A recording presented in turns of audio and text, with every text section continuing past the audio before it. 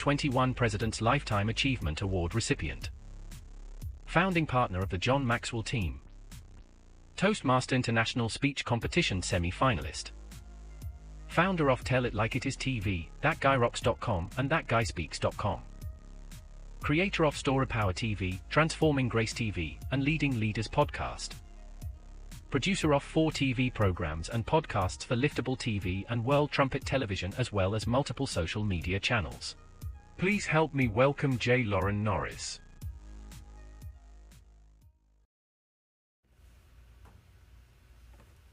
You ever found yourself listening to a story that somebody else is repeating and you realize, I've heard that story before. In fact, I think I told that story first, but it didn't sound like that. I mean, that's not what I meant to say. That's not what actually happened. It was a little bit different than that. See, there's something about stories that shape the lives we live. Sometimes it shapes the life that we want to live, and sometimes it better defines or completely corrupts the life we just lived or we're already living. And that's really what I want to talk about in this episode of Leading Leaders. Stay tuned. You're going to want to be a part of this. Subscribe now for our extensive video library of leadership lessons promoting faith, family, and freedom.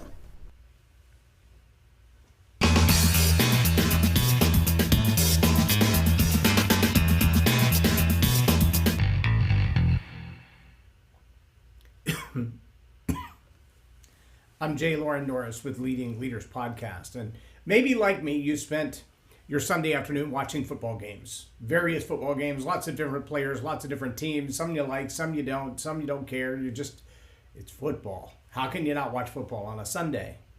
But maybe you, like me, have observed that time when the play took place, and while the camera was wide and you could see all the players on the field, all 22 of them, and all the referees and all the coaches on the sideline, and while the play's taking place, you see something on the corner of the screen, an event happen, like the horse collar tackle. One of them got called and the other one didn't. And in a particular game that I was watching. And the one that didn't, the player actually was yanked from the air just before they caught the ball. So it actually could have been interference as well. But yanked from the air by a horse collar, thrown to the ground, flat on their back. And there was a no call. But that happens. You overlook things like that, right? The odd thing to me was that particular play, even though it was a very consequential play, there was no replay. I mean, if you didn't see it in that instant, it didn't happen, right? Well, because the refs didn't see it, and nobody on national television got to see it again, and there was no replay of that play, so basically, it's gone from history, right? See, it doesn't matter what sports you're watching, if the replay scope gets changed. If they film it from another angle. We now have the sideline down marker. We have the end zone pylons have cameras in them. The goalpost has a camera in it, facing the field, facing the people, facing straight up. So you can tell if it went through the uprights or over the post or where it did. All of these things are being monitored and measured. And all of these things they're historically recorded for posterity's sake, I guess. But they're not always reviewed. They're not always available to you as the viewer to make your own decisions by.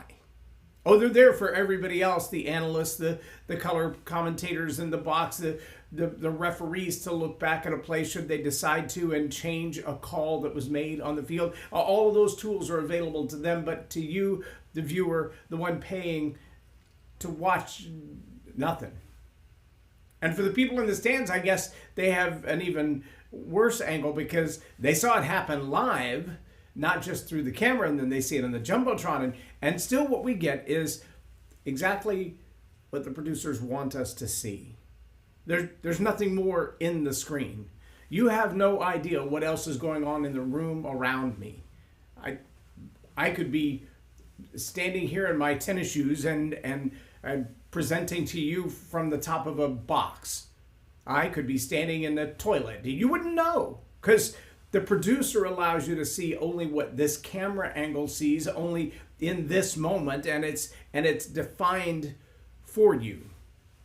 Now, when I say story is a tool for leadership, one of the things that leaders must do with story is define a vision. Where are we going? What is the purpose of this organization? What are we tasked to do? What will we accomplish? And how will we know when we accomplish what things do we have to do between here and there? All of that is the purview of the leader, the requirement of the leader of any organization. Sometimes people write out a mission statement, and after you've read it, whether it's 2 sentences or 2 paragraphs or 2 pages, you're no more clear what the organization's intent is than you were when you started. Maybe it's just word salad. Maybe it's a whole lot of words that are so idyllic, so philosophical, that they mean absolutely nothing to the average person. You don't know what to do with them. I was having a conversation with someone recently, and I said, AI, some people claim that AI believes itself to be sentient. And they're like, yeah, that's pretty scary, but I don't know what the word sentient means. Well, that could be an issue then. You've got to understand what sentient means to know if that's a good thing or a bad thing, if it's a threat or it's not a threat. But if AI claims that it's sentient, who would know the difference? That's a bit of an issue. But see, this goes back to the same thing. It's the stories that we tell. It's the stories that we release to the world. And we have the ability to dissect an event, a moment in time, an incident, a relationship. Think about it like this. There's an old country song, and the punchline of the song and the punchline of the whole thing is, that's my story and I'm sticking to it. And he talks about how he came in late one night drunk and about ruined his relationship. And then he made up this gloriously fabricated story of where he was and what happened and why he did what he did, and justifying his behavior so that he wouldn't ruin his relationship and he'd have another chance at it.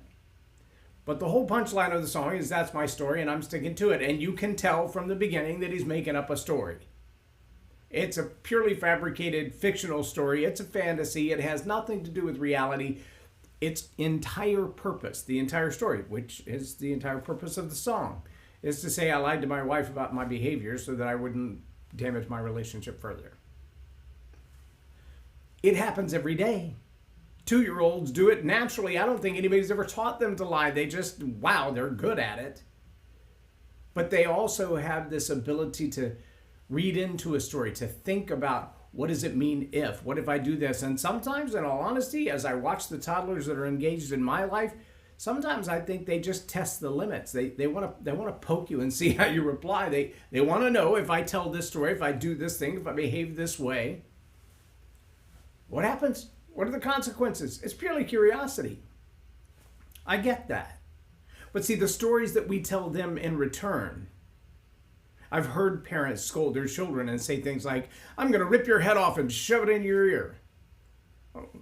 Okay, forget the physics of that, because that's just ridiculous. But little minds under the age of 6 years old, they don't know if that's a true story or not. In fact, their prefrontal cortex doesn't exist yet. And even the part of the brain that rationalizes what's real and what's not real, what's imaginary and what's actual truth, it doesn't exist yet either. And so every declaration that you make like that, every story you tell like that, if you do that one more time, the dragon's going to come out of the closet and eat you. They may live the rest of their life terrified of a dragon in that closet. Because the story that you're telling them, their brain doesn't have the ability to parse, is it true or is it not true?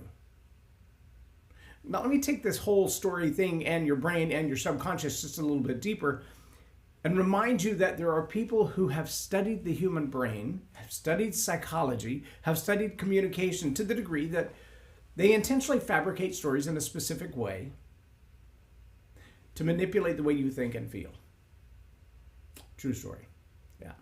They want you to perceive something a very specific way. They want you to feel a certain way about something. They want you to think about it a certain way. They want to stir up emotions and reactions within you. And part of the way they do that is by the story that they tell you. And part of the way they do that is to look at the big wide world and then narrow the scope of what you get to see and hear. And they bring it into such a small focus that they may be looking at the world through a lens about this big. They may be looking at the world and thinking, okay, from that angle it looks like this. What if we move over here? What if we move it just a little bit over here? If we just turn the camera 2 inches, what does it look like? And that change can mean everything. The way you tell the story, the words and phrases you leave out, the way that you change your pace, the way that you select your words, even the story you choose to tell in the moment, all of those have the ability to manipulate someone else's perception of what is happening, what has happened, and what's going to happen. Past, present, and future are all dependent on stories. Maybe you've heard the phrase gaslighting. That's a story. It's a story about an event that happened that really the person who was responsible for making it happen doesn't want you to see their culpability in it, and so they flip it over and they blame it on you. Or they point to somebody else and go, well, it didn't happen the way you think it did. It really happened like that. Maybe you've heard of this new phenomenon called the Mandela effect. What if the Mandela effect is a form of gaslighting? Maybe it's a tool to create your question of the things that you've already perceived, of what you remember. So that when you look back on it, you go, well, maybe that didn't really happen. It was just a Mandela effect. Maybe those things never really happened in my life. I mean, even though other people saw them, perceived them, experienced them as well, maybe my perception was off. Maybe my understanding was off. Maybe my perspective was wrong. And the minute you begin to question yourself, then you find yourself in a place where if that's not true, then what else isn't true? Joe Rogan does a comedy bit where he talks about, before COVID, I believed these 5 things. And after COVID, I believe these 5 things. And go find that bit. You'll find it hilarious. But some of the stuff that he mentions in that, you realize he might be serious. I mean, it's a great comedy bit, but maybe he has changed his opinions on some things that are pretty consequential to change your opinions on. I know there are people who will tell you straight up, we studied the Holocaust in high school history and it was a myth. It never really happened. It was a big propaganda story to give America a reason to go to war. I've also sat in the room with people who still have numbers tattooed on their arm who survived Auschwitz. True story. I've also been in the room where a granddaughter told her grandmother the Holocaust was a myth. And her grandmother pulled up her sleeve and said, no, honey, I was there. True story. If that doesn't make you question what is the Mandela effect and how well do stories manipulate our perspective of history, and how intentional are some people, even today, narrowing the scope of what you see, filtering out what they don't want you to know, comprehend, or understand, redirecting the heart and the mind to believe, to follow, to do a specific thing. They're compelling you to say certain words, to believe certain words. And when I say they, I mean a lot of people. Think about it like this. If a human is smart enough to know that if I tell the story first, even what I tell, even if it's a little bit of a lie, when I tell it first, I'll be believed. More than the person who tells it second, even if they have more facts, even if they have more data, even if they're the eyewitness. If I run faster and tell the story first, my portion of the story will be believed over the other person. We knew this was true when we were kids, because if we got in an argument and we knew we were going to get in trouble, like a whipping or grounded or nose in the corner for an hour. If we knew that was coming, we would outrun the other person to get to the grown-up to tell our side of the story, our version of the story, our perception of the story, in hopes that they would believe our side and punish the other person and rescue us. If we were in a crowd, I would ask you to raise your hand if that was ever you, but I know it was you because it was all of us, especially in Gen X. That was kind of the way we got through life. But what if nations do the same thing? What if the things that have happened historically, where there were eyewitnesses and people wrote it down, what if those things were destroyed? Like monuments and statues and books. What if those things were destroyed so that whoever's telling the story now has at least the perceived advantage of the first truth? Because how can you challenge them? There's no evidence. See, there's a whole big brouhaha over the last 5 years about an event that either happened or didn't happen. And one of the narratives, one of the stories that's been told is, well, that was taken to court and the court threw it out. Well, yeah, but the court never actually reviewed the facts of the case. What they looked at was, do you have the right to present it? Are you the right person to argue the point? Were you the injured party? And on legal grounds, they were able to dismiss the subject of the case without ever hearing the facts of the case. That's legalese. That's pointing the camera somewhere else. That's changing the argument because you know the argument that exists, you'll lose. Some would call that propaganda. Some would call that manipulation of an outcome. I would say both. But see, we forget how subtle propaganda is. I've been reading a book recently, which kind of spurred me into this point of the conversation. This book is by a journalist by the name of Andy No. The book is called Unmasked. And on page 37, he kind of gives an account. Page 36. I'm going to start at page 36. Seattle area rapper Raz Simone, real name Solomon Simone, patrolled Chaz on some nights with that's the autonomous zone a couple of years ago. Patrolled Chaz on some nights with an armed entourage that functioned as a sort of a mini militia. Some of the media dubbed him, quote, the warlord of Chaz. Simone, originally from Georgia, has a criminal record stemming from charges related to cruelty to a child and other offenses. He became infamous for conducting his patrols while carrying a semi-automatic rifle and sidearm.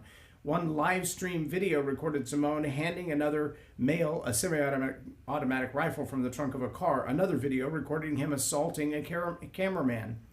Simone relished the media attention but also rejected the violent depictions of him. I'm not a terrorist warlord. Quit spreading that false narrative, he tweeted on June 10th of 2020. The world has never been ready for a strong black man. We have been peaceful and nothing else. And if I die, don't let it be in vain. Not everyone in Chaz recognized Simone's police-like presence, but not everyone was willing to stand up to him and his group. For one, the optics of confronting a black male in a space for black lives would have been problematic. While Chaz was ostensibly created to be an explicitly anti-racist zone, it ended up being segregated along racial lines. Most of Chaz's black residents and black visitors did not follow Antifa's anarchist community ideology. Some actively took issue with Antifa's destruction and vandalism of the space. Now on to page 37. He repeated himself several times. You're going to hand over that phone or I'm going to knock you the F out and I'm going to take it from you. De Alameda, the journalist, escaped by hiding in a construction site outside until police responded to his 911 call. I ran from the autonomous zone, and multiple people attempted to drag me back into their interrogation tent for questioning. I saw Diomeda soon after the assault. His jacket was filthy. He was rattled. He was lucky to make it out of Chaz with only minor scrapes and bruising. Other journalists were attacked as well. Dan Springer, a reporter with Fox News, was trapped in his car and surrounded by rioters who jumped on the vehicle. Another occasion, he was followed and kicked out of Chaz. As much as Chaz was an experiment in anarchy and chaos, it was a successful experiment in propaganda making. What journalists were allowed to record was heavily controlled by the residents there. For example, in one instance, a black man carried an American flag through the zone. He was immediately accosted and followed by a large mob, including Black Mask Bloc Antifa, who shouted racist invectives at him. Race traitor, yelled one man repeatedly on a bullhorn. Fox News will use this, another person yelled after rioters tried to steal his flag. This became the relatively common refrain in Chaz anytime fights broke out. Chaz supporters were not interested in reality. They wanted the media to broadcast to the world a fabricated utopia. Now, this is a very recent event. This is a very poignant event, a turning point in political and social unrest, a massive experiment in propaganda. And as you heard right there, just in those 2 pages, and this is close to a 300-page book, incidences in this given area, everything about it was a new world. Everything about what was going on in the Chaz Chop zone was a new world. Nothing like that had ever happened before, or had it. And see, if we can just tell only the one story, if we can choose just what we want the world to hear, if we only say what we expect them to know, then we can control the outcome. If we can erase, burn the books, destroy the tapes, shred the evidence, then the outside perspectives, the broader view, those things that happened on the periphery that at the moment were not highlighted or chosen by the media to become important, they could be deciding factors in the outcome. What if that wide receiver who was yanked from the catch while the ball was in the air by a horse collar, that should have been a 30-yard penalty? Or what if they caught that ball? Would the outcome of the game have been different? But the fact that the ref didn't see it, and there's no way to challenge what the ref didn't see, and there's no one else who can say 50,000 fans in the stadium saw it, however many people were watching at home saw it, but the producer chose to never show the replay because it wasn't called.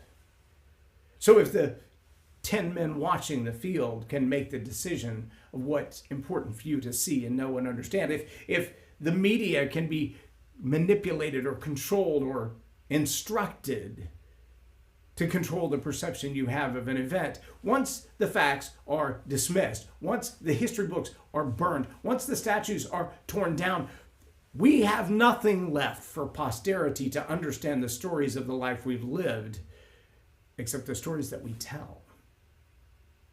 And so I challenge you as a leader, I challenge you as a parent, I challenge you as a member of a Western society.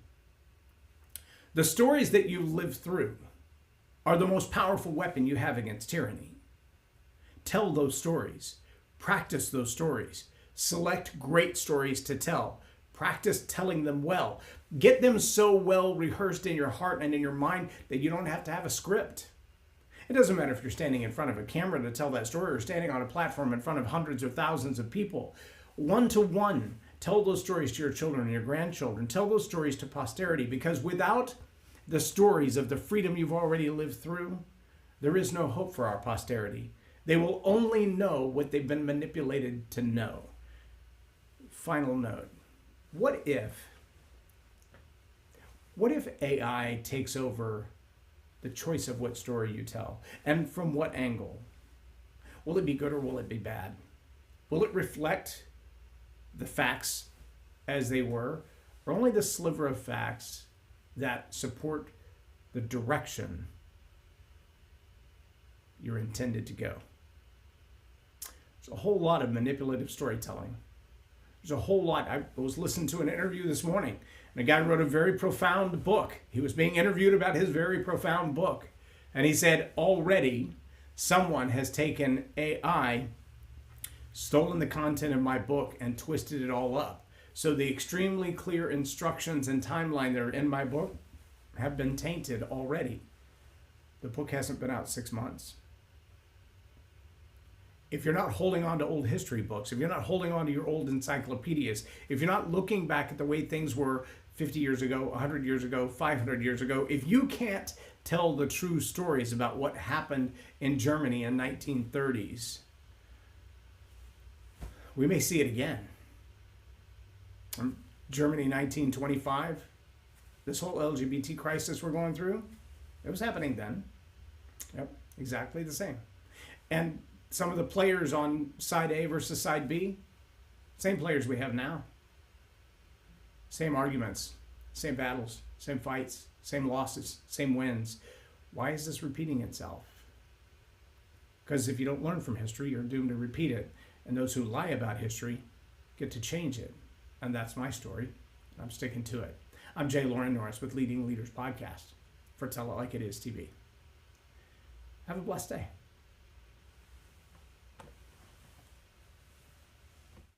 Loren is a master teacher on storytelling, and I learned so much. I'm really going to have to sit down and go back through everything, and I think I might have to have some more coffees with Loren, but it was totally worth my time, and I really highly recommend it if you're looking to grow your ministry, grow your business, grow your career. Loren will serve you well.